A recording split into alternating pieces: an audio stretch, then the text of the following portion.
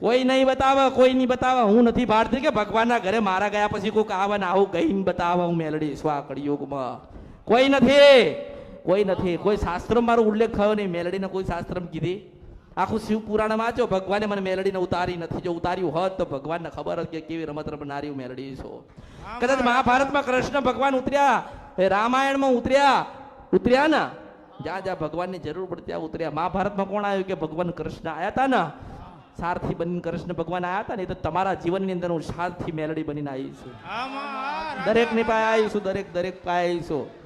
ધીરજની જરૂર છે, ધીરજ. મેં આજે એની માં ગોતીને આપી, એની ભૂલ ગોતીને આલી છે. જવાનું તો એને ને, દીવા એના કરવાના ને, ઉપવાસ તમારે કરવાના ને, સુખડી ને શ્રીફળ તમારે ધરાવવાની ને. તમારો ભાવ ઓછો થાય એટલે પેલી ચાવણ માતા રાજી ના થાય. થાય ખરી? ના થાય, ના થાય, ના થાય, ના થાય, ના થાય, ના થાય. એક સમયે કદાચ